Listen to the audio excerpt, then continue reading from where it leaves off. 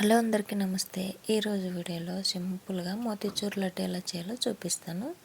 ముందుగా అయితే ఒక కప్పులోకి ఒక కప్పు శనగపిండి వేసుకొని నీళ్ళు వేసుకొని పిండిని అయితే మనం మిర్చి బజ్జీలాగా ఎలా కలుపుకుంటామో అలా కలుపుకోవాలి, ఉండలు లేకుండా బాగా.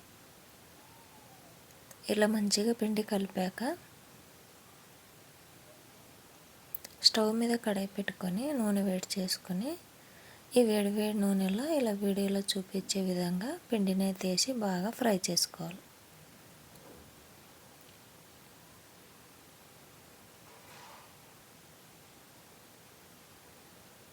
మిగతా పిండి కూడా ఇలాగే వేసి మంచిగా ఫ్రై చేసి తీసుకోవాలి.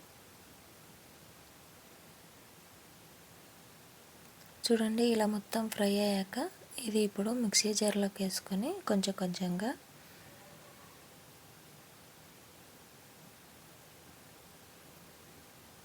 ఇలా పొడినైతే చేసుకోవాలి.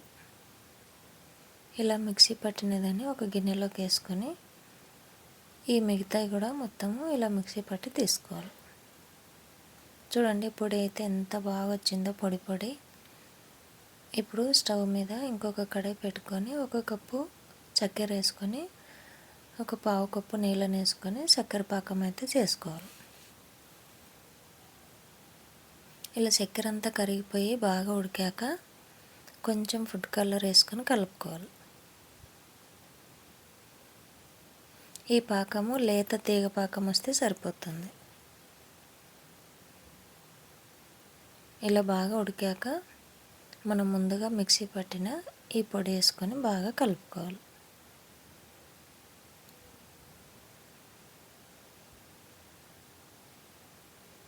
మొత్తం కలిసేలాగా ఇలా కలిపాక